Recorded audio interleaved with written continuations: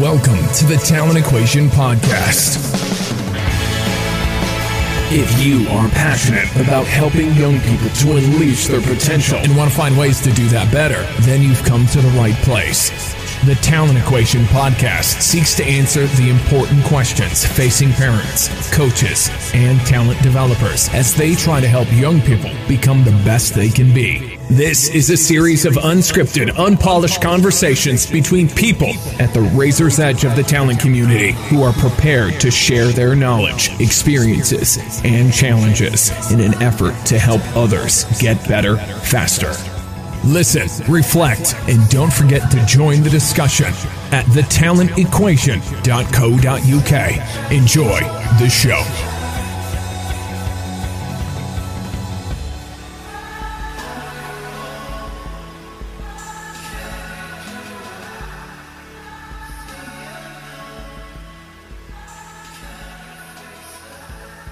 Well, I'm really excited because this fine gentleman who's joining me for a conversation this week lives all of 15 minutes away from a good friend of the show, Shawn Myzska. Tyler Yearby, welcome. Thank you, sir. Greatly appreciate it. So you guys you're not long back from running your movement skill acquisition massive jamboree that's growing in scale and stature, and having some really in-depth conversations, I imagine. So I was massively jealous and also really annoyed at myself that I wasn't able to get over there. I'm hoping that next year I'm going to be able to make an appearance. But must have been some fantastic conversations been had over there. So give me the play-by-play. Yeah, no, absolutely. Well, first off, we'll be lucky to have you if you're able to join us next year. That'd be awesome. But no, it was a phenomenal deal. Just back the 16th through 18th of May, so just recently. Yeah. Feels like it was a while ago, but I guess it's only been a couple of weeks now. But yeah, it was wonderful. Shawn puts on a phenomenal event. I was much more actively involved this year than the year prior. But yeah, it was a wonderful group of speakers. I mean, from every different walk, and not just from an ecological side, but obviously the whole idea of the conference this year was cohesion and convergence, and bringing, a more information processing, more technical model, coach every rep practitioner in with the ecological group. It's obviously quite the opposite. And so it was more than spectacular as far as what we were able to come up with, and the different conversations that were not only had during the actual topics and the sessions themselves, but at any given time, and for most of the sessions, in the opposite room was a breakout group, a discussion group. And the feedback that I heard those were equally as good, if not sometimes even better, just because they were very unscripted and organic in nature. And so it was a privilege to be a part of. I was blessed to have the opportunity to deliver a session, and got quite excited about that, and as we all probably do.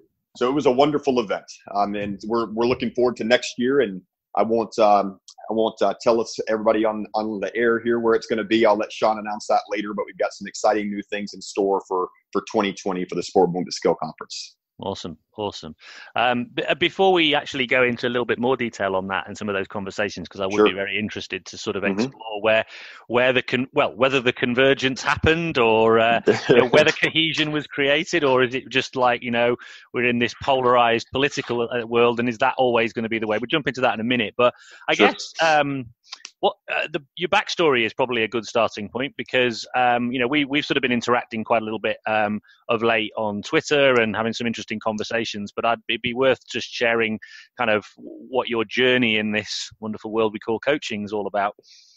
Well, that's exactly what it's been, as a journey, that's for sure. Well, let's see. I've been in the industry for just over 13 years now, different aspects of it, and as we would imagine, our previous experiences help shape what we have become and what we will become. So I started back in the industry in 2006 as a sport coach. I was a graduate assistant football coach at a university in Oklahoma, state of Oklahoma here in the United States.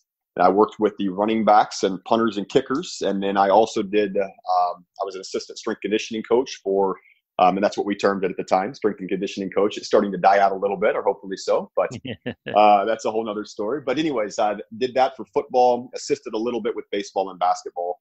and loved that, but decided it was time to make a little bit of money. Didn't know if I wanted to move around the United States on a regular basis. So I moved into the private sector and worked predominantly in general fitness at that time, which was for 3 years. And I was in the Bay Area of San Francisco, and it was wildly beneficial because it allowed me to be better with the language that I used with as far as what I was asking at that time, or even maybe at that time demanding of the clientele to do. And then I decided I wanted to finish my graduate work because I had started it at Northeastern State there in Oklahoma in 2006 in exercise physiology.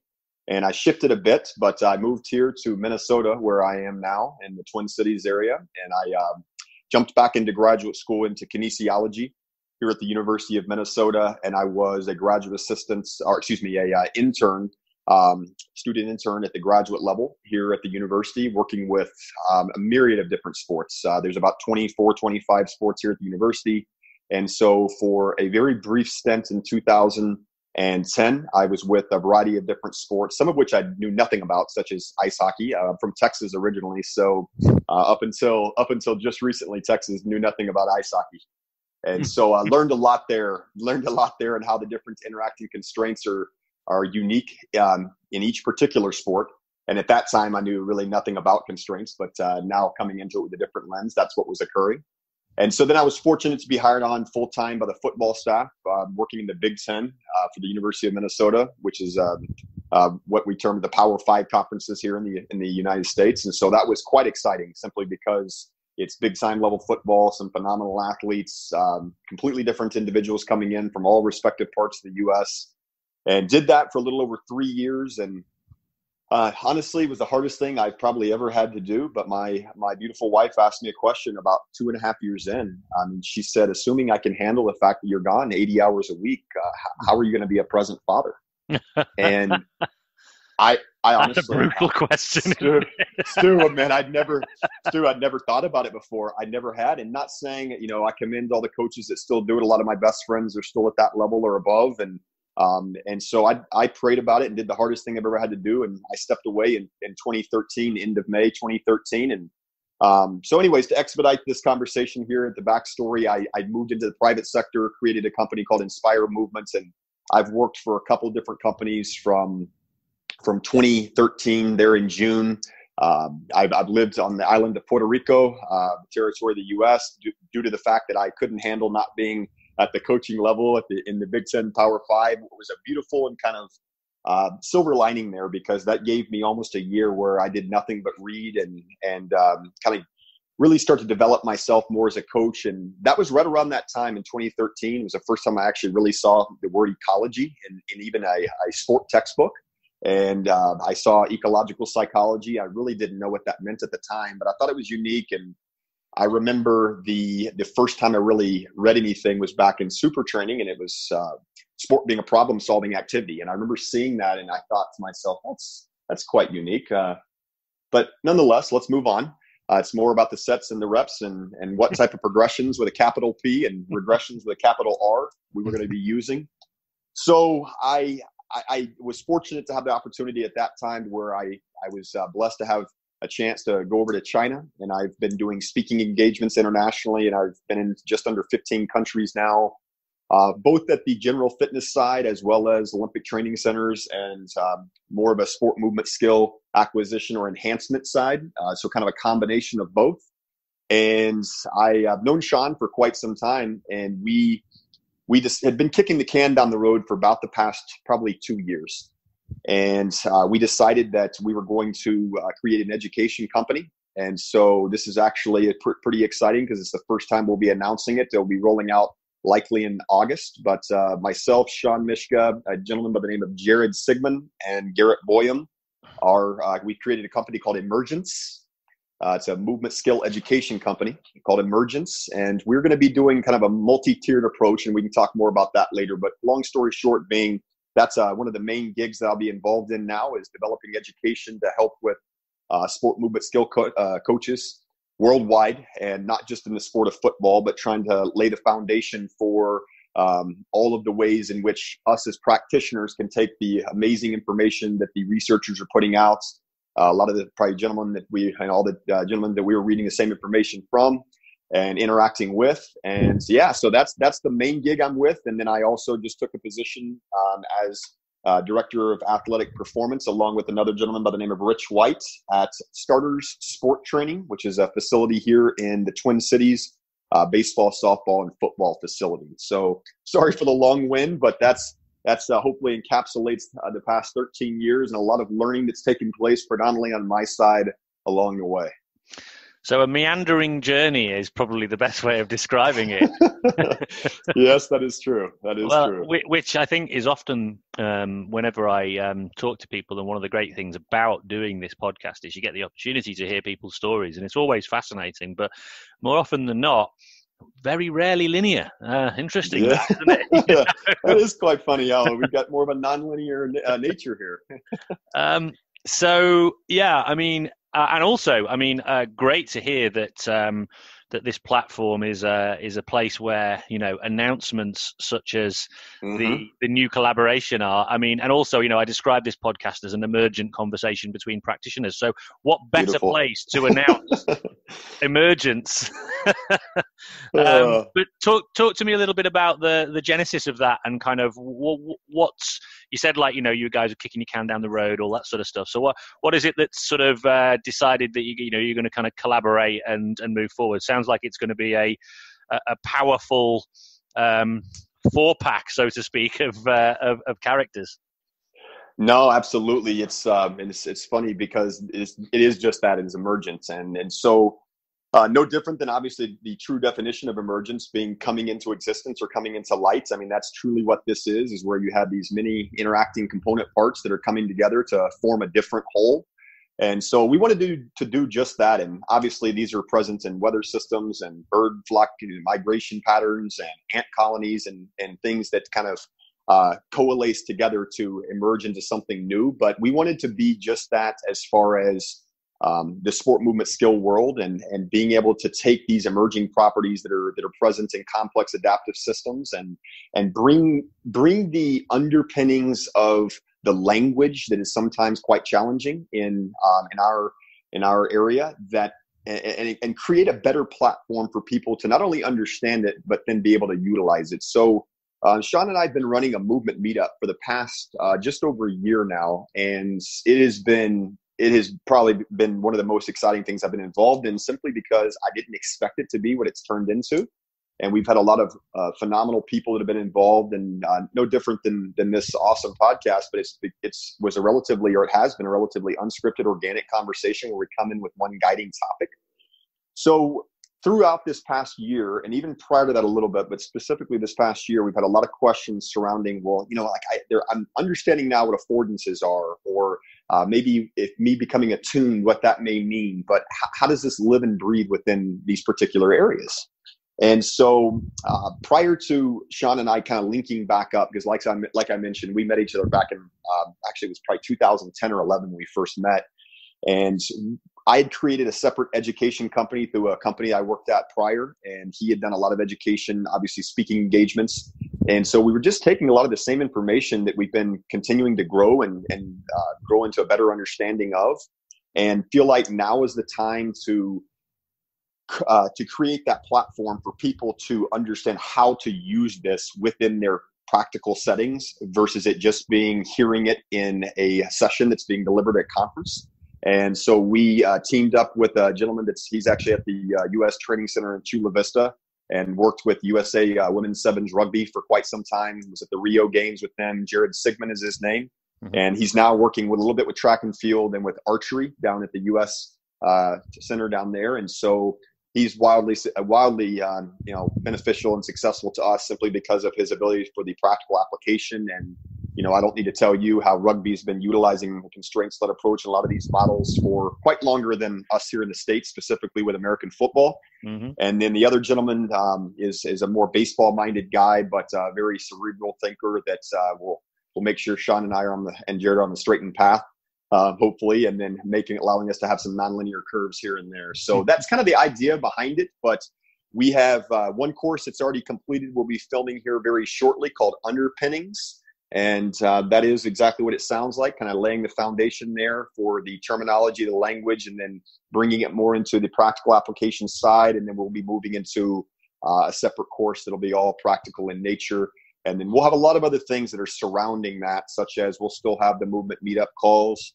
We'll do our workshops and our sessions that are in person live. And then we have some intensive mentorships that we will be offering as well, where we will have people that will come and stay, and we'll put them up here in the Twin Cities and allow them to kind of live in our shoes, and us learn from them learn from us, and the athletes obviously, learning along the way. And so, we're clearly quite excited about it, but just finally came to the time. It's time to do that. And there's a lot of phenomenal material out there. There's wonderful podcasts, but we're unaware of something specifically like that. Definitely here in the United States.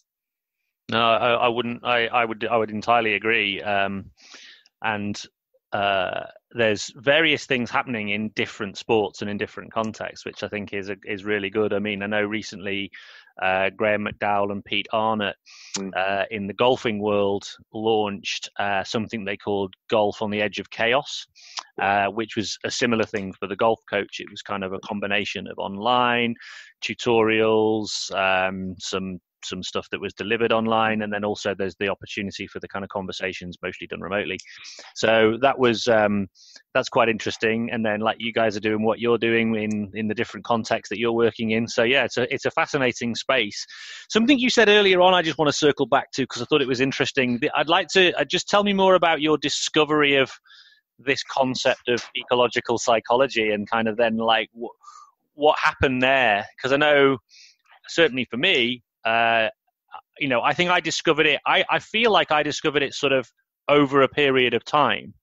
I only came across the actual terminology roughly probably a similar time. And I had a moment there where I went, oh, that's where it all fits together. Right. But everything else, I'd sort of been operating in that kind of space for quite some time, but never had it sort of put together, not just ecological psychology, but the idea of the ecological dynamics and the merging of dynamical systems theory as well. So, I mean, kind of just talk me through that, that kind of moment, I suppose. Well, no, that's fascinating. We probably were in a similar time frame. So the first time I read it was at the University of Minnesota when I was working with the football team in 2013. It may have been late 2012, but I believe it was actually 2013. It was near the time I was going to step away. And I, at that time, been reading a lot more just for the simple fact that I was curious. And I really and truly, it stemmed from where I started to look for it was while we were certainly helping the athletes on field, a lot of the behaviors that I saw unfolding both in practice and then specifically on the game field were quite different than what we were asking of the players or telling the players that they needed to be doing in the positions that they needed to be in. And I just thought there's got to be a better way, because these guys that are performing, at that time they were developing these functional fits for their problem solving on field, but it was different than what we were actually asking of them. And so I just started plugging things into the computer. I had no idea what I was looking for. I was very much of a technical model coach. And quite frankly, even throughout up until probably 2016, I still was using them to a certain extent. I was certainly more of an ecological kind of adaptive behavior and using constraints to allow it to interact upon the performer along with the task and the environment. But I just started plugging things away. And I came across the word ecological psychology, and I didn't do anything more than Google the definition of it and read it, and then thought that's very fascinating, but I don't even know what that means. I don't know why that would be pertinent to me as a sport coach or a sport movement coach, or at that time a strength and conditioning coach, specifically being the fact that my job was to help develop their capabilities in the weight room, and then high five them and tell them, hey, hopefully that transfers to the field. Good luck walking across the bridge independently. And so that's where that stemmed from. But it didn't actually come more into fruition for me until around 2015, to where I started to see it come about more. Shawn was one of the ones here in the U.S. that was really the only person talking about it, to my knowledge anyway. And so I came across Dynamics of Skill Acquisition shortly after that with one of the first actual books, along with a handful of different articles. And, you start hearing about this functional art of picking up information from the environment to help regulate movements. And I remember thinking to myself, information. Well, that seems very similar to information processing. How is this different? And so that then became the spiral that I kind of, fell into, and rabbit hole I started chasing down, and here we are. So that's kind of the initial jump off point for me was the actual word ecology. And then shortly after that was ecological psychology. And then in super training, I saw sport is nothing more than a problem solving activity. And so they kind of all started marinating and melding together. Yeah, it's a fascinating thing. My experience really came, I suppose, from several years, probably a decade's worth of experimentation. I heard the concept of teaching games for understanding. Mm-hmm. Then I discovered I was, following in field hockey, very, very successful Olympic coach, Rick Charlesworth, who was talking about designer games. And that we're talking, 15, maybe 20 years ago. And then, sort of going around that space and experimenting with that kind of stuff and not really progressing. And then chance conversations with people, who I happened to stumble across through my working life. And I was, very fortunate to be exposed to some very high level thinkers in the world of skill acquisition and coaching. But again, even then, not ever really talking about some of those theoretical underpinnings and just being really curious about stuff. I always want to try and get to the origin of things, like starting to then dig around and I remember a colleague of mine talking about, how he'd recently been on a seminar about dynamical systems theory, and I started to research that, and you see stuff in maths. It's all about mathematics. Yeah. And I'm like, what? I don't get how does that fit together, and then all of a sudden things start to blend, and then you think, now you start, and it's almost as if you feel like bits of a jigsaw are all over the place, and then they just start falling into place, and then all of a sudden, right there, I finished that. I finished it, but now I can begin to see the picture. You can't even see the picture on the front of the box of the jigsaw puzzle, right? So you don't have no idea what the actual jigsaw needs to look like in the first place. So then at least you get the picture on the box, and then you can start to put things into place. I'm still doing that, but it's a little bit more of a process. It's so funny you mentioned that, because there was a certain time period where I remember seeing mathematics and physics, and I thought, oh boy, we may be in trouble now, because I'm not sure if this is something I can do. But it's, and certainly not something I would want to teach by any means, but trying to get a better grasp and understanding of. And that actually reminded me when you said that, when we were looking into Emergence becoming the name for the company, a gentleman that's actually in your neck of the woods, I believe, he's at Oxford. Doan Farmer is his name. He's a physicist, but he's now a professor in mathematics there, and he has backgrounds in complex adaptive systems and chaos theory. And he said something about emergence, and specifically emergence theory, that it looks like magic, but it's not. It's something along those lines. I don't remember exactly, but it was something along the lines of it feels like magic and it looks like magic, but it's not magic. So he's a mathematician. And so it's just, interesting you bring that up, because all these things that are like dynamical systems theory and these aspects of the underpinning foundations of ecological dynamics, and how they have their place in not sport and sport alone, but in systems and systems in general, where mathematics are clearly at play. So that's fascinating. That's actually a really interesting, I'm really glad you sort of said that, because I was reflecting on this myself. So before we jumped on the recording, I was just telling you about the fact that I'd had Craig Gunn, over here. He's been on a whirlwind tour of the UK, and he'd spent some time with some people in my neck of the woods, and there were some people came from all over, really, and we just had a really nice kind of intimate community of learning experience for 2 or 3 hours.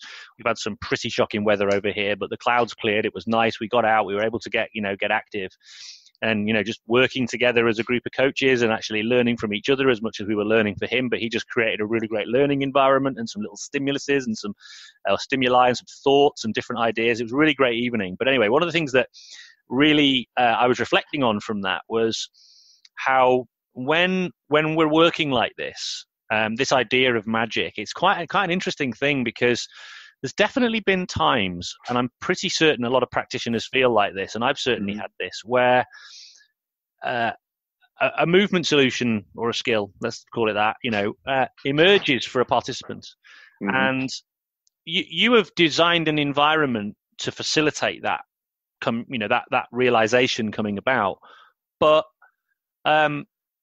you haven't physically done it. It's not like you've gone to someone and gone, what you need to do is this. And they go, oh yeah, thank you, coach. You have given me something that I didn't have before. And it's a direct kind of transactional relationship, right?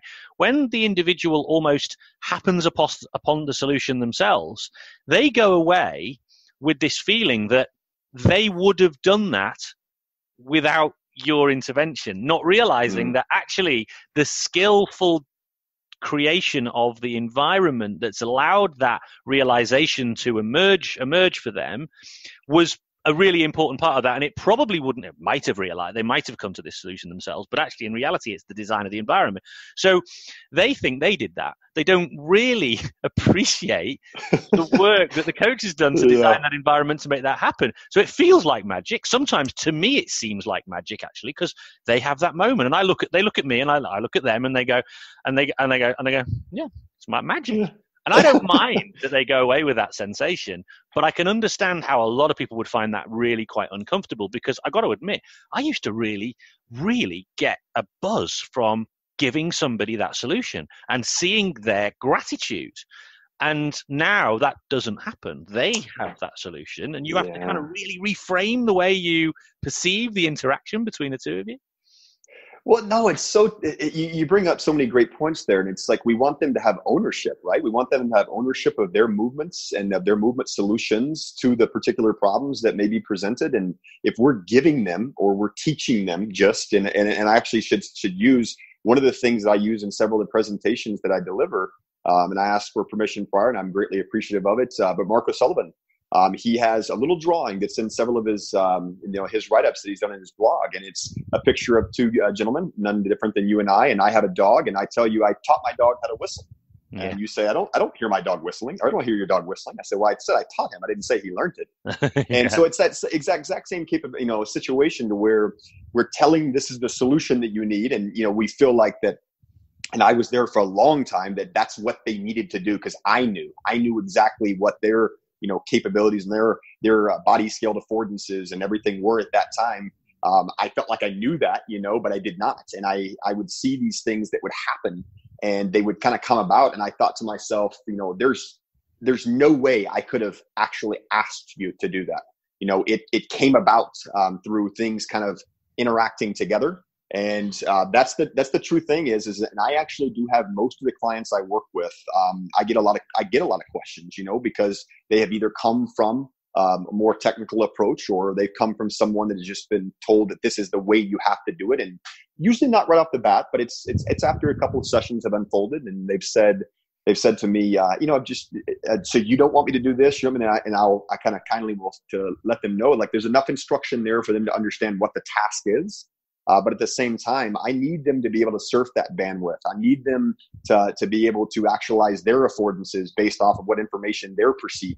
And there may be some times where obviously we can channel that amount of affordances for them. But at the same time, us just giving them the solution is going to clearly not be very beneficial for them, because they then don't have ownership of it. And there's oftentimes it happens, and it's like, subconsciously, there's something that happened that they weren't even aware of, but it was able to all coalesce together and then unfold with their ability to be able to elude me or elude a defender or make the tackle or whatever it may be. But it's really interesting, isn't it? Because you can understand, can't you, why people might not want to let go of that whole process. Because I think a lot of people talk about ownership, but find it hard to let go because they're so used to it being about, I have information that you don't have, and my job as a coach is to have that information, to research that information so I can give it to you. Mm-hmm. Now, the fact is that's still the case, and you need that information, I believe, in order to be able to design a learning environment effectively for somebody to actually be able to have that kind. And you need to be able to then manipulate, because very rarely do I ever get the learning design environment right first time. Yeah. So I have to manipulate that on the fly to then help them to have that discovery. But they won't notice the fact that I've made those manipulations. It happened last night with Gunny, right? He made multiple manipulations in a game. But the vast majority of us, I mean, I like to think because I knew what he was up to. I was onto it. Right? So, but that's only because I'm looking at it through that lens. But if you're kind of a new coach, there's quite a lot of coaches there this was their first real experience of a kind of a non-linear approach. Mm-hmm. A lot of people never even heard the phrase non-linear pedagogy, and they were, I could see, a lot of it's going over their heads. They're not seeing the skill. Yeah. They're kind of just saying, well, we're just playing a game here. Kind of what's sort of going on. Kind of odd, I'm so glad you brought that up because it sometimes goes unnoticed, and the point that I want to pull out of that there is constraining to afford, and facilitating the perception of affordances. I think Renshaw and Chow have that in some of the literature there, but that's the thing that I feel that I myself missed initially was, I'm needing to constrain them that way that the information that specify those affordances is there and available for them. And so it's not just this close your eyes approach, allow this small-sided game to just allow the learning to occur. And if we rely on just the game itself to allow it to be the teaching or the teacher for the individual, then there's going to be some situations they're in a very inopportune position because it may be the first time they perceive that or the first time that they are seeing that type of problem with its disposition unfolding in front of them. And obviously every problem is slightly different, but if it's going to be similar enough to where it can allow for some of that retention and transfer, so the action fidelity or the behaviors there are similar to what they're going to have in the game. And so, that manipulation of constraints, and that's where when impossible, and I'm sure you do the same, but when possible, I do, even on some of my younger athletes, if I can get some video from them. I mean, certainly with my professional guys and my higher level college guys, they're either sending it to me or I can watch it live and rewind it, but seeing what they are in on a regular basis and then being able to create my outline and my template, no different than the new constraints book out by Davids and colleagues, and then the nonlinear pedagogy and skill acquisition book, the old one but good one, and creating a template to where, am I channeling these affordances? Is this task that I'm designing representative, and is it representative enough to where the information they're going to be perceiving is going to be similar? And but to your point of for like newer coaches, that does get quite challenging because it seems almost overload, especially if they're coming from I need your shin to be here, or I need your trunk to be here, or you need to be taller here, or things of that nature, right? Yeah. So trying to provide like a little bit of a template, and I think that's what probably has been the most useful for me anyway, that I have been told from some of the other professionals out there that are trying to take this approach and run with it, is having like a kind of a checklist of, okay, I can manipulate the space, or I can manipulate the defenders, and I can manipulate the direction in which they come in. It might be a static position, it might be a moving position. And then taking things off of the pitch, the field, the court that wouldn't normally be there. They don't need to have hula hoops and trash cans on the court. That's not going to be specifying information for them. And then just allowing it to be very nonlinear in nature. And the questions that we quite frankly get, and I ask the same ones, is, I don't have to go 1v1 to then 1v2 to then 2v. Like, no, we can be 3v1 and then 1v1. It's based off of what interactions that individual is encountering often, and then the ones that they are not finding a functional fit for. And so that's kind of what I have been delivering trying to anyway, hopefully delivering at some of the sessions is not only giving them an opportunity to have this really short checklist where we're not giving them activities to do, but rather giving them a checklist of, I can manipulate the constraints in this way, and then actually going out in those same presentations and allowing them to start to manipulate them themselves, and then having that kind of information channel with the athletes, and as Orth and colleagues would say, that learning system, that two-way street. See, that's so that you mentioned right at the start of that, this idea of sort of constrain to afford, which is it's a concept I think a lot of people really struggle to get their heads around, or at the very least try and conceptualize. So because obviously in this podcast I like to try and get quite practical. Sure. Just walk me through kind of like a way that you might use that approach with an athlete or group of athletes, just to maybe try and bring that to life for people who are listening. No, good. Well, American football is the easiest way for me. I can try to give you another example here in a second, but that's predominantly who I work with. Example would be one of the guys I have. He plays in the Canadian Football League. He's a receiver. And he's a big guy, and he's a good player. I mean, he's a good player to begin with. But I've been working with him for several years now, and it's interesting because he has actually been a part of the journey of mine to where I was more 75% problem solving, but I would still do a few of those early in the session, like, no, we need to be here. No, we need to be here. And then that's now died off and decayed. So one of the things that he often was displaying in numerous different situations is being the fact he was a big guy. He would physically try to use his body often after the reception. Right. So rather than exploiting that space whenever he could, even I initially started jumping to the questioning, like, why didn't you do this? That was early on, and I realized that he was perceiving different things. He heard something coming from the inside part of the field. And so that's the reason why he turned outside or didn't turn outside based off the situation. So the way that we have constrained to afford there is I want him to interact with those affordances. And I'll say it's we as the learning system, because we had discussed it and talked about it, and he wants that to be a part of his movement toolbox as well. And so one of the ways that we will do that is I'll have defenders where he is actually catching the ball. So, we now have the ball present. He is manipulating an object that is going to obviously allow for more similar movement behavior, to where he then is catching that out of a curl route, which is, it could be a 12-yard curl route, and he is coming back and catching the ball facing towards the quarterback who just threw him the ball, and in the field that he is going to obviously be trying to overtake is behind him or to the side of him. And so having defenders that are coming in at different directions, at different speeds, maybe pursuing him from a different, from the angle in which he caught it, to influence that consequence of, if we don't get upfield right away, you're going to get tackled.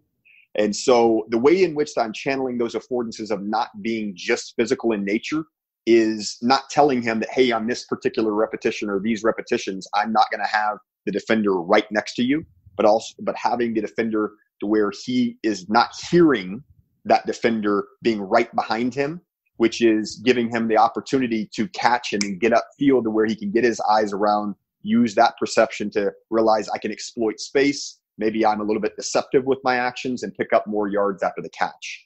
And then sometimes I'll have those defenders move back in. Sometimes it's 1v1. Sometimes it's coming from the boundary side to where he is now opening and turning to the inside part of the field, but it never being the exact same repetition, that whole repetition without repetition approach. And so he often was catching it and just turning around and getting right to the boundary and using his body. And so we now, and the exciting part was, in the past 2 years, we have now seen him have more yards after catch. He had a breakout year, definitely not because of me and me alone. There's a lot of people that have been a part of his journey. But that's one way to channel those affordances and give him a chance to explore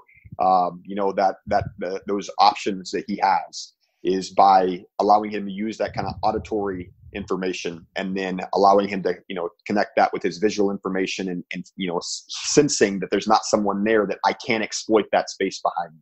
So that's one example. Yeah. So you, in that case, you've used, say, a defender and given a task to the defenders, or to a certain extent manipulated the defenders in a certain way by moving them into different positions to allow him to attune to their positioning and become then more aware of where the opportunity for him to gain yards after catch would be, I Bingo. Guess.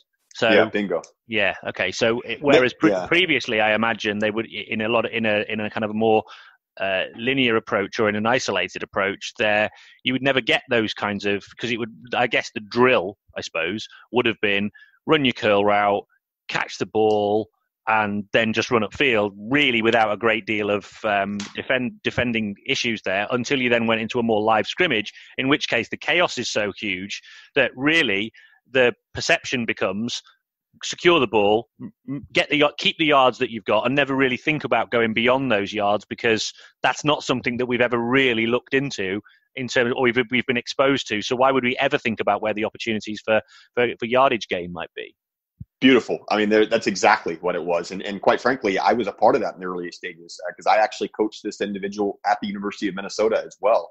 I was a strength and conditioning coach. And while I wasn't on the field actually at that time, we certainly didn't have a sport movement skill acquisition or skill adaptation coach. But there were those, I would see that exact same thing unfold, where it was secure the ball, immediately get upfield. And quite frankly, it was usually get upfield in not always an explosive manner. It was just make sure you make the catch and you turn, you get out, next person in. next person in. It's just kind of this revolving door where the athletes are just, I think you may have even mentioned it in chat the other day. They just seem bored, they just seem bored in it.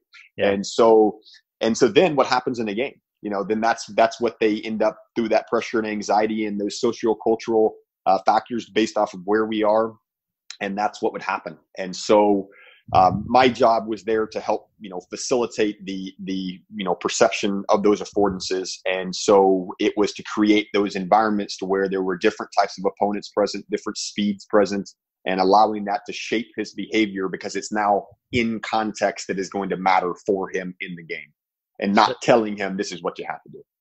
And by the way, you're talking to somebody who, when the NFL came on our screens over here in the UK years and years ago, in high school, we used to play a lot in high school, but kind of just sort of playground football. But then a group of us decided we wanted to play properly. So we went and joined a team quite a long way from us, right? But we're like a proper team.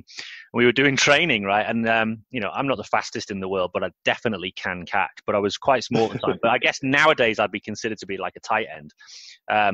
Anyway, so I was like, basically playing like a wide receiver, but they pretty much quickly twigged onto, this is not a fast dude, right? So they just put all those little kind of inside routes, yeah?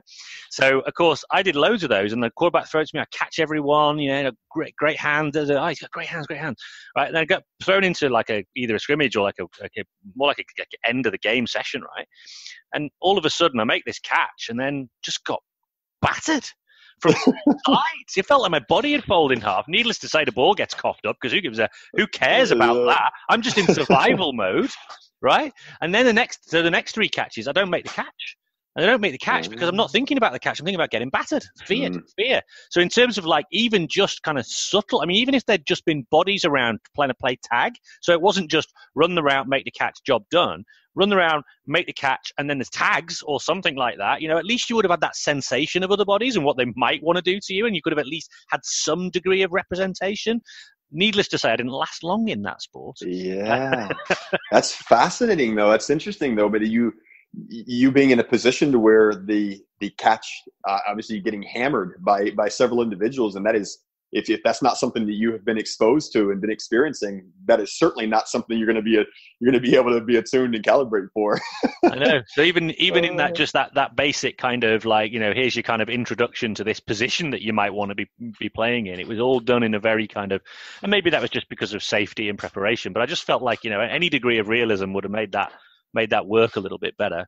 Just coming back to that constrained to afford thing and what you described there, I would have been, just because of the nature of me, I would have been tempted to try and gamify that in some way. Did you try and add some kind of extra sort of gamification elements, like, for example, maybe like adding in, so for the defenders, let's say there's 2 or 3 defenders that, for example, they're going to play a little game around how many yards the catcher gets, right? And there might be a kind of some sort of consequence if the catcher gains X number of yards, whatever it is, almost like a yard gain chart or something. So if they're in say 10 reps, if they make 10 yards after catch, right, or something along those lines, then there's a winning team and a losing team and a consequence. I'd have been sort of tempted to go down that road. Did you experiment with any of that?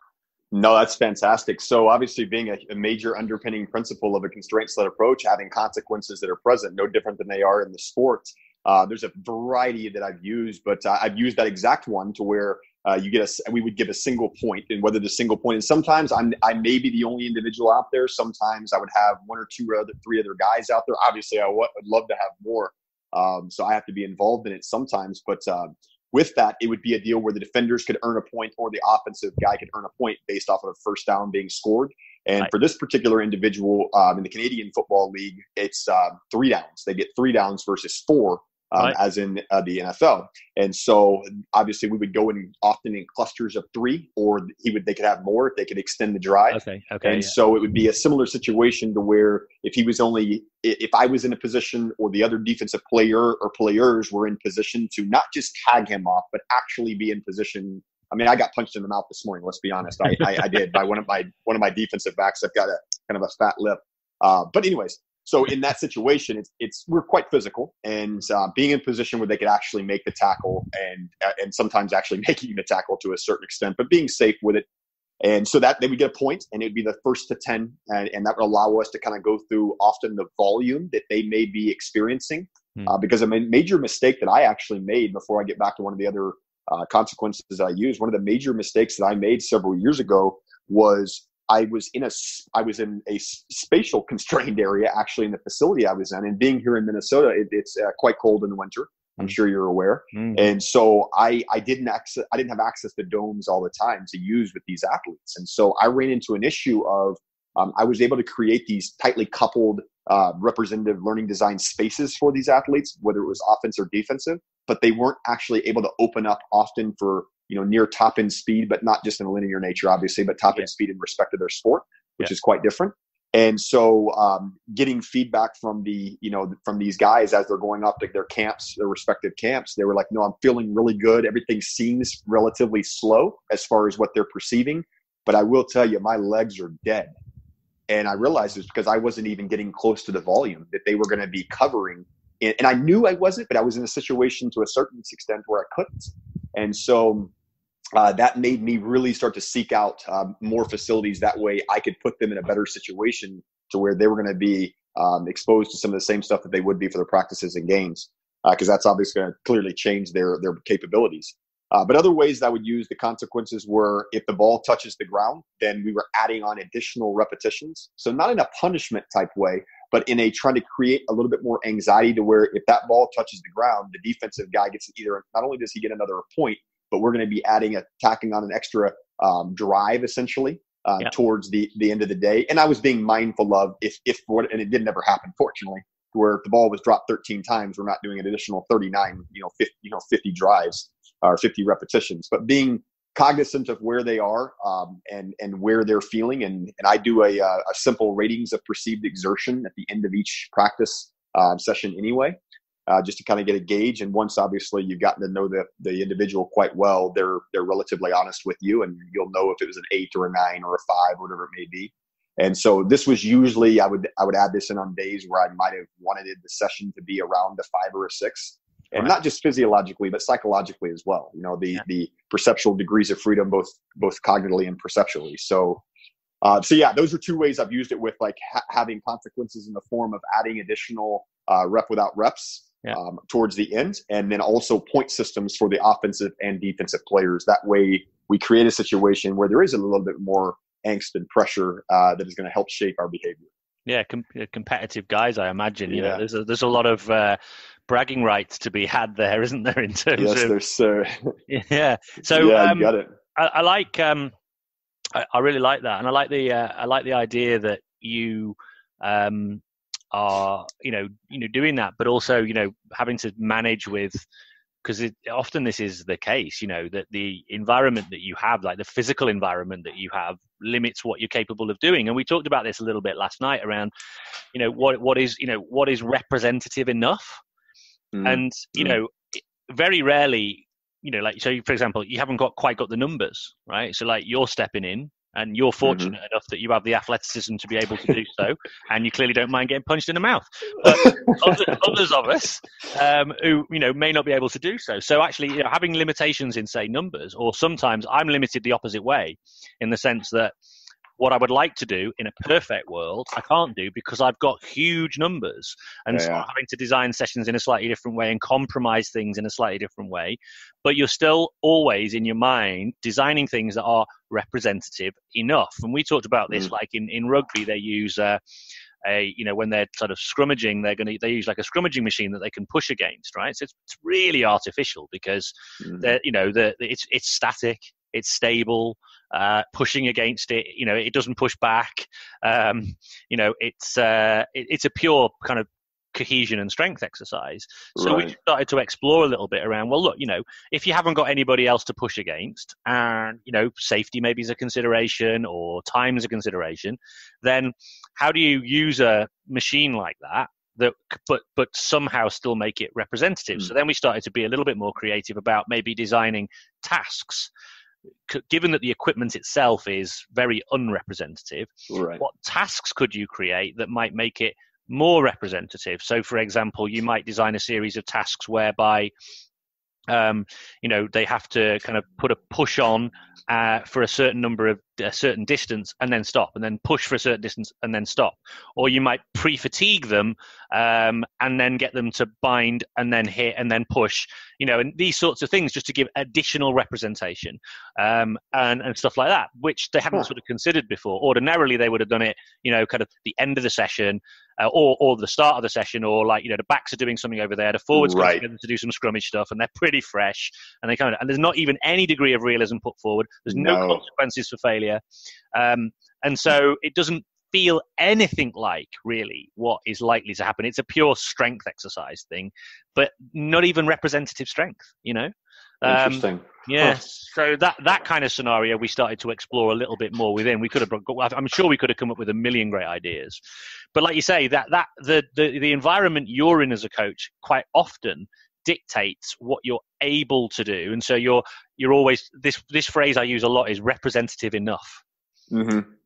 I appreciate the story there too, because I love to kind of learn little nuances of how other people are using it, simply because I'm fortunate to be in an area here in the Twin Cities and the surrounding areas where I've got a lot of bright guys that we've all exchanged, messages and whatnot with on social media. But at the same time, it's like the question that we hear will be that, well, how you guys are in situations, and often they're referring to Shawn and myself, where you're in situations where it's 1v1, or it's you've got 4 guys out there. And so the one example I will give will be from the facility that I was the director of sport performance at. It's here in the Twin Cities prior, where I was running groups where there were, not only were they younger individuals, and so they're going to have obviously different capabilities, but they were groups that were 6 and sometimes a little bit larger than that. So obviously it's not one, but it's not also not 40 or 50 that we're working through. Yeah. But it might be individuals that are from 4 from lacrosse, and then there's 1 from basketball, and then there's 1 from soccer or baseball, whatever it may be. And the question that we'll get is, well, how can I create a representative learning design, or even how do I use a constraints-led approach outside of it being just time that I'm manipulating, or space? Can I just do mirroring? Is mirroring enough? Or how soon does mirroring become very non-representative, because that won't happen in some of these different sports? And so the way that we would do it is still keeping the perception and action coupled, where we would have the first part of the session, they would be required to get there roughly 10, hopefully more minutes early, and go through kind of their general guided self-exploration warm-up that we kind of help them with at first. That way they're at least heated up and ready to go. And then we would take anywhere between 20 to 30 minutes, because we would have an hour for these groups, 20 to 30 minutes, where we would do about 20 minutes worth of perception action activities. But if you looked at it, it was like, these are just great skill activities for maybe a handful of different individuals. Almost could kind of be viewed as some of the stuff that David's and colleagues are doing with like donor sports. Like this could be maybe a donor sport, how this is beneficial. But then we would have a couple other coaches that might be breaking off of their group, and they would take maybe the 4 lacrosse guys, even for 5 minutes, and they would do representative work for that sport. And then they would transition into the weight room. And so we would break off. And that was one way we were able to do it when we had a couple of coaches, even if it were 2 around. And then another gentleman that I'm now fortunate enough to work with, I mentioned his name earlier, Rich White. He was at the university here in the Twin Cities. And he was often in there. It was him and maybe 1 or 2 if he was lucky. And he had another assistant there that day. And what they would do, and we've done this, we've actually gone through this at the movement meetups, is this is quite unique. They would have different size spaces, right? They would set up small cones, and they would have different size spaces, and they would have situations where it might be 2 or 3 or 4 or 5 even in those groups. And they could have different entering points. They could sometimes choose. Sometimes it was suggested by the coach where they were going to start or come in or whatever it may be from. And then they would have the defensive players rotate. So the defensive players would then rotate. So they've got just the coach or 1 or 2, maybe 3 in there, and 40, 50, 60 athletes, but they're getting that rep without rep approach. And then one thing that I'm not sure if he was doing, but I'd suggested at that time would be, if I were in that situation, where the only time I've been in a situation where I could have done that, we were very much more of a technical model, coach every rep type team, would have been allow for some of the older athletes that maybe had a pretty decent understanding of the game to kind of help with that situation, kind of step in and maybe help provide some opportunities, and almost like having them take some of the other athletes under their wing, and they already have a great relationship with them. And so that was something that he, I believe, started using towards the end, but it was a way for there still to be a an approach that was relatively representative of the sport. And he did it for not only football, he was doing it with soccer, and he was doing it with a handful of other sports because he was managing, I think, 12 to 14 teams there. And it was beneficial for him. And they had coaches say, I'm not sure what you guys did with the guys in the off season, but the girls in the off season, but they just move better. And that was all they could say to it. But the only thing that they had changed was they started rotating through these different size spaces and these different amount of opponents in different directions and speeds in which they were entering. What was common with the different sports, that they were all invasion type games that involved a ball. Mm. Yeah. So I suppose we did something similar last night. So we had coaches from all different sports. So we had rugby, soccer, field hockey. What do we have? Golf. We had netball and cricket.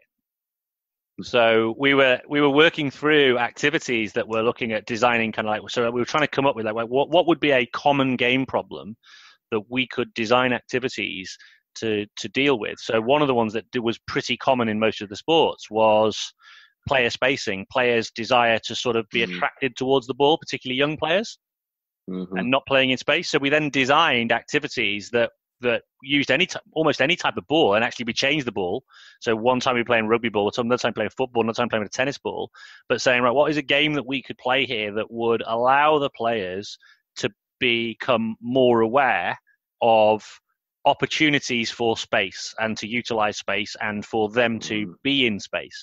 We explored loads of different types of games, and we were coming up with different, even almost like on the fly adapting and going, not sure this is working, actually. I'm not sure our constraint's working how we wanted it to, right? How could are we going to abandon it, or are we going to modify the constraint we're using now? And, and we would, at one point we had defenders linked, so they had to stay linked.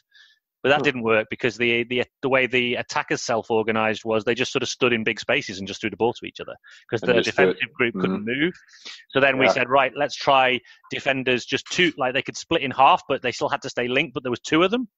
A bit more movement, and then we were like, right, what we're going to go to next. And then, so it was kind of interesting just going through this sort of iterative process of working through a constraint and an adaptation to a constraint, and seeing whether that brings about the intended behavior in the attacking group from a pure spatial awareness perspective. Yeah, no, that's fascinating. So yeah, the sports that he was working with were certainly the invasion sports.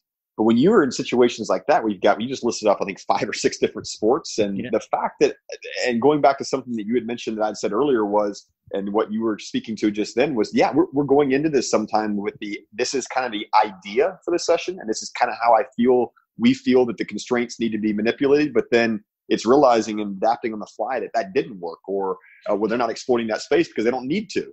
And so that's fascinating. And the different use of balls that you're using, I think that's something that goes underutilized, specifically whenever you're in situations that you have multiple sports out there at one time. Yeah. And I think that it goes underutilized simply because you can't always just have one whenever you're younger athletes, because they quite frankly usually play different sports, and they're going to need to be attuned to the different size and speeds and how those balls move and travel. So I like that. And the different player spacing, that was something I heard on a podcast one time. I believe it was Danny Newcomb that was talking about it. He was talking about it with regard to soccer and having different goals in the corners. Yep. And it was having the goals in the corners, obviously, because you've got all these kids, like you just said, that are attracted to the ball, and they're just zooming right to it and not allowing for there to be more space in between to where they can create better, spatial, defending. And so having the goals obviously in the corners allowed for those players to whether consciously or subconsciously know that I need to defend this area. I can't just, collapse on the ball every single time. Yeah. It's an interesting thing. One of the things that I also find kind of interesting, and I was just going to ask you this earlier on. So with you guys, so one of the things I noticed with Shawn's work, and I imagine from what you've just told me is the same, is often in, say, a 1v1 scenario, you guys are very active, which obviously requires you to be very athletic. Right. Well, I don't know about that, but but what I was thinking about was there's 2 or 3 things there, isn't there? Firstly, you obviously either have to have the athleticism to be able to perform, to be the opponent, in that way, in some way. And again, I know you can manipulate this, but the question I've got is, at some stage, do you find, though, two questions. One, do you find when you're a participant that somehow that can limit you a little, in the sense of not having the detachment to then be able to make maybe activity manipulations, and not having the observation because you're in it? I know there's a positive to being in it as well as a negative. So there's that one. That was the first question. The second question then also is, what happens if, for example, you just can't live up? Because you're dealing with some pretty superhuman individuals. So what happens when you can't be that opponent because you just can't do it well enough? How do you deal with that? No, that's I've thought about that many times. Specifically, you're talking to someone, by the way, who doesn't have this option, you see. Oh gosh, I just start chuckling because what just happened just recently was, and this is no joke, and I'll start off answering that by giving this short story. So the CFL unfolds this weekend. They start their first game. I think actually the first games are today, and then some of my athletes play tomorrow. And they've been here for the past 6 weeks or a little bit longer. And there's a couple of them that were here, and these guys are far better athletes than I am. And so for me, not only do I have to make sure I'm taking care of my body off the field and doing things I need to so I can be in the best condition, for lack of better words, to be able to give them a representative look, that one of them was actually gone for a couple of days visiting his family. And the other guy, being a quarterback, I couldn't just be running routes for him and giving him representative looks, even if I was giving different speeds, whether sometimes I was slower coming in and out of breaks, because he has obviously different guys that he's throwing to. But then I would turn around and I wanted to be able to give him pressure to where he's having to roll out of the pocket. He's throwing from awkward positions. And I got sick about a week later. And I'm not kidding, like sick being like actually sick, because I wasn't able to keep up simply because I was having to withstand so much stress from training them. But yeah, to go back to the question was, if I'm in, the great part is I then have a better knowledge of the environment, that we're in. That's the beautiful part, rather than it being just knowledge about. But at the same time, I'm not able to manipulate some of the constraints as well, because I'm not getting a chance to see the entire play unfold versus it be, because quite frankly, some of the stuff for me obviously is very subconscious. Like I will have behaviors and decisions that are made that will emerge subconsciously. And I don't, if I ask these questions to my athletes, I'm like, well, I don't know why I really did that. And so, that limits me to a certain extent. It does benefit me in the fact that I feel like I really am, along with the analysis of the film, I'm able to create some relatively representative situations to where, I'll get feedback from athletes going, I literally remember doing something similar to this last year in a game. And those are beautiful things that you hear as a coach. Right. But it does limit me in the fact that I will have that kind of those subconscious moments in these dynamic interactions. And so it has been quite challenging. And I sometimes will have a few other guys out there where I'll have other defenders, but usually when I do, I'm not just wanting to have like a 1v2. I sometimes will still want to step in. So there is kind of that mirroring of, I may have 3 or 4 repetitions where I am just the coach observing, and I may or may not manipulate certain aspects of the constraints. And then there's other times where I'm involved and I'm not aware of everything that's occurring. Which is okay, which I'm okay with, quite frankly, because it allows me to behave in a fashion that will probably be what they will encounter. And then on the flip side, if we speak to a little bit of like scaling information, I have some athletes that are great guys, and they're great athletes, and their skill is improving, but yet I will have to slow speeds down, or I'll have to take opponents out of a problem solving activity because they're not able to have, like, it's pushing their challenge point, and they're not finding that. And I think Newcomb actually says the optimal grip. Like, they don't have that. They're losing grip there, and so it's both sides of the spectrum. And one thing I do want to mention that I just now remembered about while I was saying that was one of these athletes, probably one of the best athletes I've ever worked with.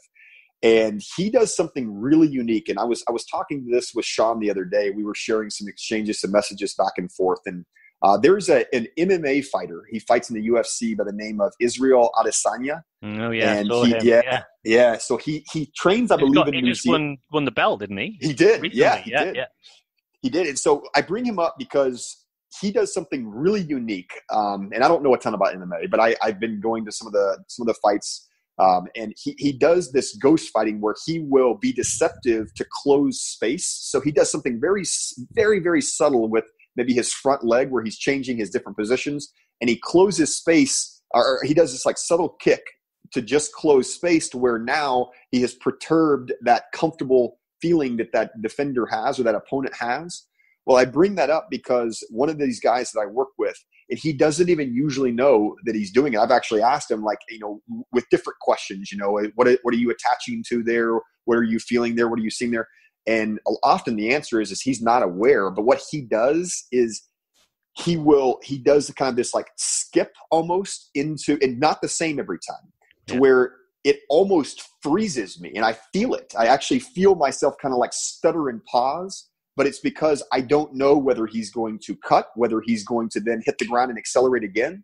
And he isn't even aware, he said, that he's even doing it. But when you watch film, he does it subtly almost on every time he's carrying the ball. And he makes a lot of guys miss because of it, because that subtle skip he does allows him to close space because he's still moving. And the defender then almost stops. And then he has now been able to get by them and elude them because of the fact that he has closed that space and that gap. So he's essentially perturbed that defender's ability to, wall him off. So just something that I thought of simply because I've been in those situations numerous times, and I've experienced it, and I've also seen it as the coach on the outside. Yeah, you've made me think of something that I explored in field hockey along a similar lines. They refer to it as pinning, okay. And it's so you're kind of your natural inclination often, when pressurized by a defender, is to avoid them and to move away from the defender, obviously towards space, or sometimes to manipulate the ball into a certain area in order to bring it back to then go into an area that you want to get into or whatever, kind of use the decoy run. But might have even been Danny Kerry, so it's like Olympic gold medal winning coach with the GB women's side. I think it might have been him on a workshop I was with him where he sort of explained this concept of pinning to me, which is where an attacker makes a move directly towards the defender, which is a counterintuitive move. So, you're running along and all of a sudden you move towards them, or you kind of essentially kind of make a movement towards them.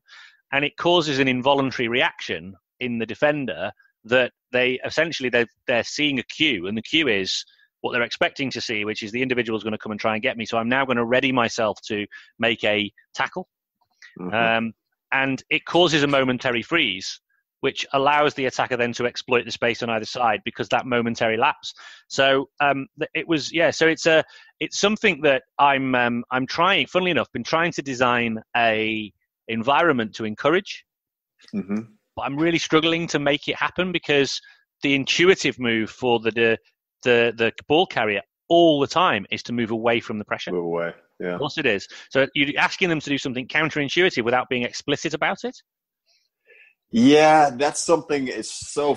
And I obviously I wasn't trying to bait you there for you to bring that up, but it obviously it unfolded quite easily simply because of the example that I gave of the athlete of mine that uses it already. Yeah. I'm struggling with that right now as well. I'm sometimes able to create a situation where they do it, but it's not unfolding in a similar way to where if I use it across the spectrum with different athletes, and obviously they're all different, but it's not a situation to where it's inviting the same thing. And so that's something I'm working through myself. One of the ones that I'm using that has worked a little bit is if I have an offensive guy to where we start running together. And this is I'm gonna try to give you a depiction of this. Is we're running together where the ball carrier has the ball, me being the defender, like on him, almost where there's like physical friction and contact. Yeah. And then in that situation, he's almost incapable of continuing to run because I am in the way of him in a lot of ways. Yeah. And so then he will then almost push into me and then explode out of that position. Right. And so it's almost encouraging a little bit of that attacker him and moving into me even a little bit more. And sometimes it's not just causing friction. Sometimes it's close to where he will give kind of a subtle stick and then open up out of it to where it creates space for him. That's worked a little bit, but I'm not using it in the same space all the time. I'm using it sometimes in the middle of the field.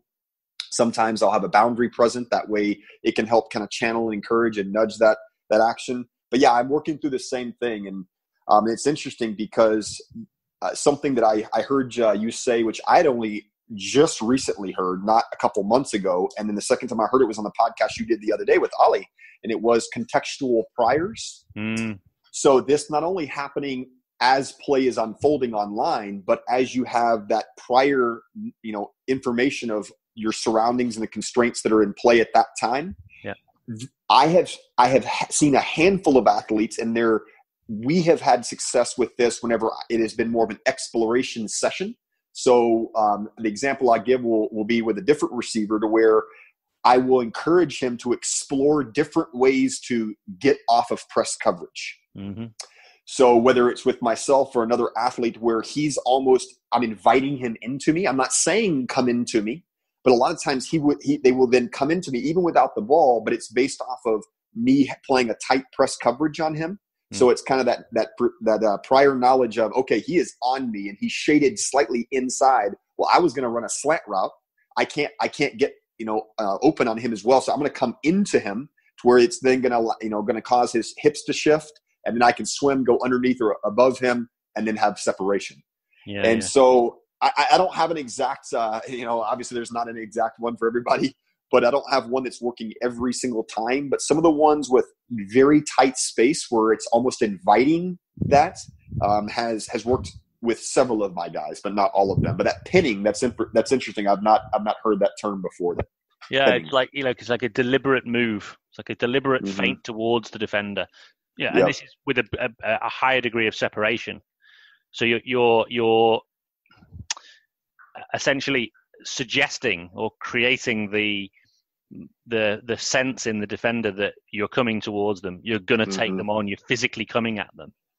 But I had a friend actually, this is when I was a lot younger, who used to do something very similar. I was a lot younger, right? And he used to do this kind of crazy move that kind of almost worked every time. I don't know where he learned it, where he would just roll, so you'd be in a kind of 1v1, and he would just roll the ball to you. So I'm a defender, right? And I'm there with my stick ready to tackle him, right? And he's in front of me and he's sort of playing with the ball and that. And the next thing, he would roll it towards, almost as if he'd lost control. And momentarily you would go, there it is. And then just as quickly as you'd gone like that, he would just jump in and take it away again. So it's almost like he offers you this ball, like he's lost control of it. And you go, and then you sort of kind of just for a fraction of a second relax. And then he's immediately got it, and he jumps over, and he just jink it over your stick and run past you. And this is in field hockey? Yeah, field hockey. You do it every time. That's fast. That's fascinating. Here you go. Here's the ball. Here it is. And you go, and because you're so in tune to, I'm going to get this ball, and all of a sudden, there it is. So now you've become the attacker momentarily. So now you've got possession. No, you haven't. He's gone. It's interesting because I feel like that it's, whether he obviously knew he was doing it or not, it's one of the biggest pieces of information there and available to that performer is the ball itself. But it's not the only thing that's important. It's the kinematics of that mover and whatnot, to where if he's almost like in drawing the attention in just to the ball, to where now you're not even perceiving what that person's doing at all. Yeah. And then it not only freezes you, like you'd said, or that subtle, here it is for me, but then that allows him to do something even different. And then he's created a different angle, different speed, and he's out. That's fascinating. That's kind of in the same way, even though a different sport, obviously, that this athlete I'm speaking to is doing with kind of this feinting and this freezing or this skipping. I call it skipping. It's not really a skip. It's more of a float. He's exploded in the air and he floats and then it freezes, but he's almost inviting myself or these other defenders that I had to tackle him. Yeah. And they start to close, and then they're not even in position to tackle him. That's, and some players have it. I think that's where, for me, it's exciting with this now new lens that I have, that I've specifically been fully devoted to for several years now, is the understanding of there's not a perfect answer to it. And there's not a perfect answer for every individual. It's being able to help them find something that's a better fit for them. And so the exploring of, I don't have the answer every single time, almost to where it's mindless, to where it's like falling out of a boat and hitting water. You're gonna get wet. It's easy. This situation's different in the fact that That's why I feel like there's more retention and transfer. And clearly that's an area that we're continuing to improve and work on with an ecological approach is, is it actually transferring to the game, or how representative is representative enough?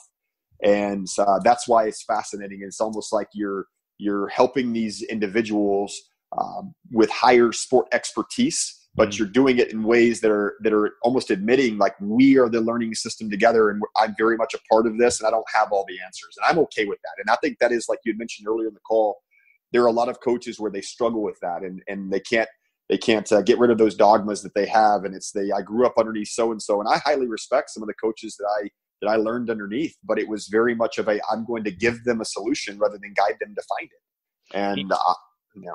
You know, we talked earlier on about the jigsaw.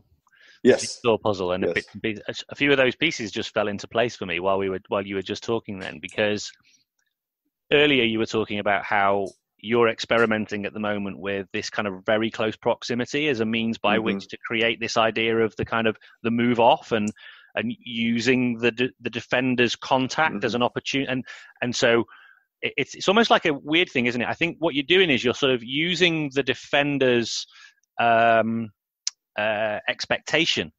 Kind of, they're looking for something. They're looking for the attacker to do something that they're expecting to see. And the moment they see something looking like that, it's almost like, right, I'm biting on that. And then you're kind of using. Now, what's interesting is the best exponent that Danny Kerry showed me on video in this seminar is one of the top female field hockey players, a girl called Alex Danson. She's kind of 100 plus caps, scored oodles of goals. She's an amazing player. And she was a great exponent of this feint, this pinning move, right? And another piece of the jigsaw puzzle just fell into place, which is I actually went to a little workshop with her one time, and she told me about how when she grew up, she used to play with her father, play hockey in the house, and she used to play hall hockey, right? So the hallway of the house was where they had the carpet that they could play on. And so they used to play in this very close proximity.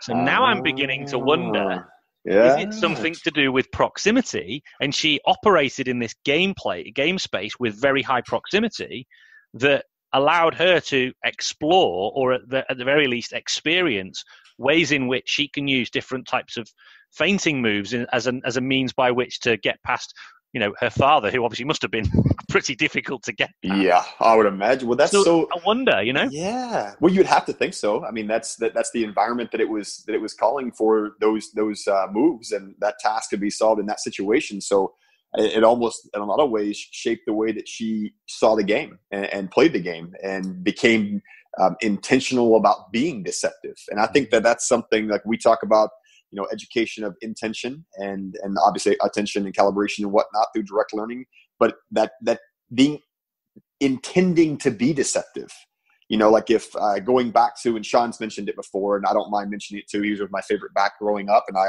actually had a Barry Sanders number 20 light blue jersey, and I want to perfect the art of making people miss. Yeah. And what about I want to perfect the art of freezing people. I want to perfect the art of pinning them.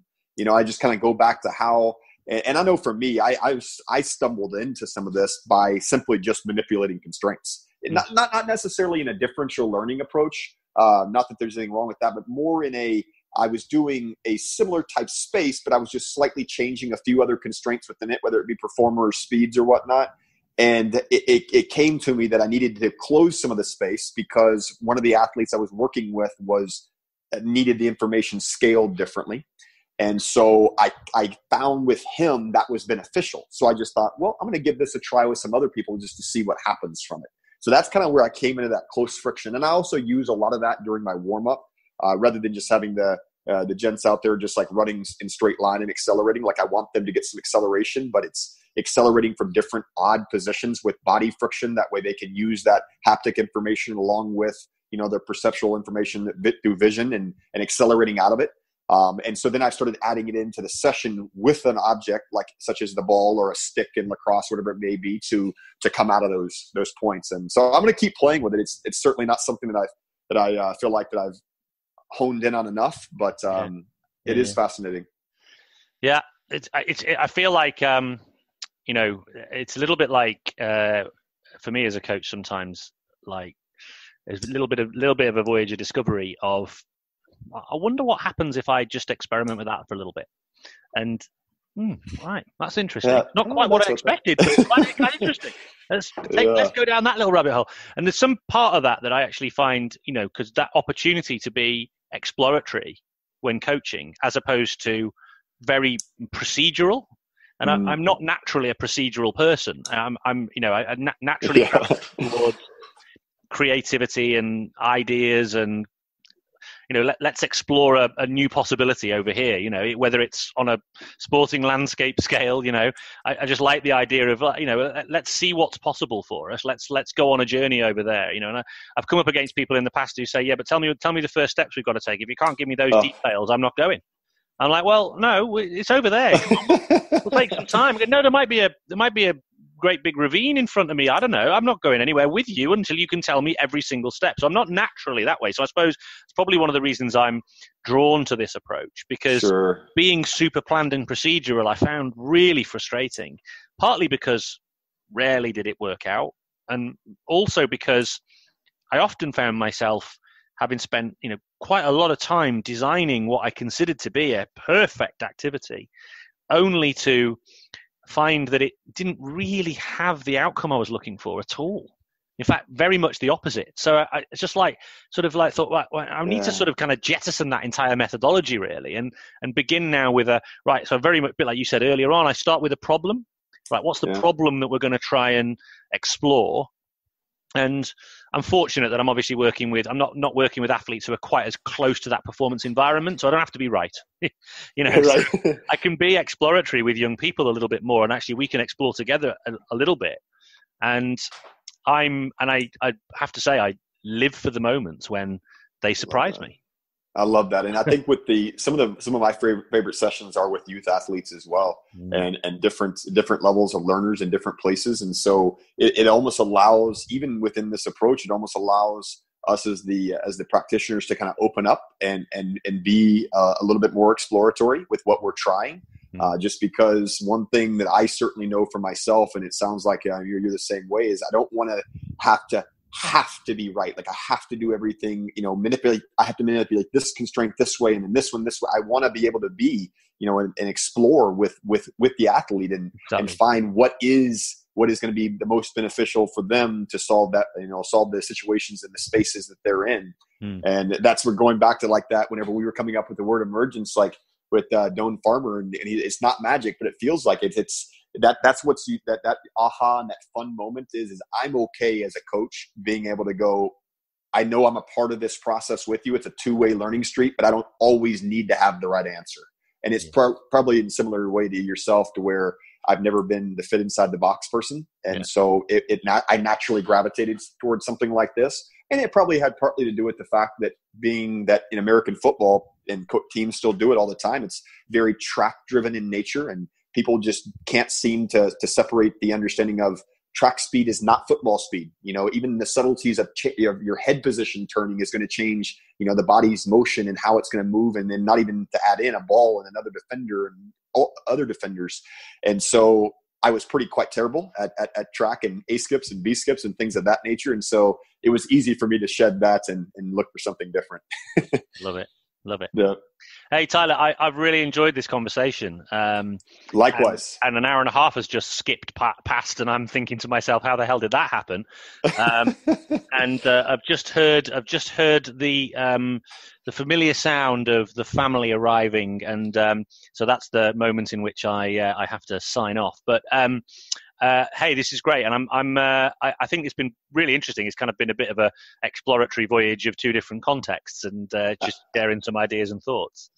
Absolutely, I can't thank you enough. I'm a huge fan of the podcast. I listen to it regularly, and I know that a lot of guys on this side of the pond over here the same way, and we greatly appreciate what you're doing. So it's been a privilege to be involved and be a part of it. So thank you so much. Well, I always say the podcast's only as good as its guests, so I do appreciate you as well making it all happen. And how do people, obviously you've got a lot of projects on the go, so how do people find out, if they want to get in touch or they've got questions, and it very often happens with people who've been on, they get inundated with questions or queries, and or they want to find out a bit more about, what's happening with emergence and stay in touch with you. How do they do so? We're in the process of getting everything online, websites being designed, and everything's being launched for that. And so I'll post that on my social media. That way it can kind of direct people towards the site and the email at that time. But for right now, just at Tyler Yearby, just my name, TYLERYEARBY.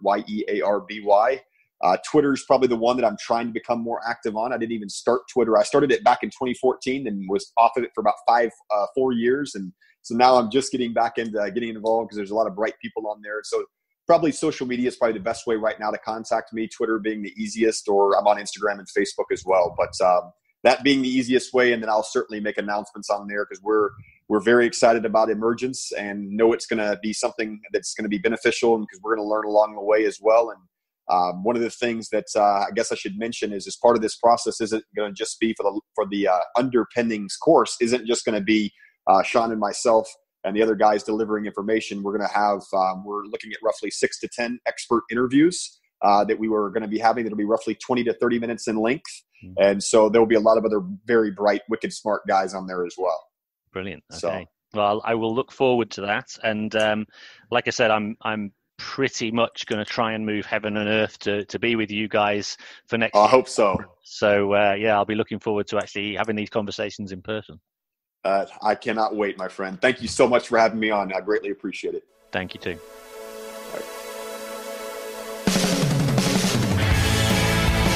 Thanks for listening to the Talent Equation podcast. If you like the show, then please consider supporting it by leaving a review on your favorite podcast player, telling your friends about it, or even becoming a hero and show your appreciation by becoming a patron. Just head over to thetalentequation.co.uk and click on the Becoming a Patron button at the top of the page.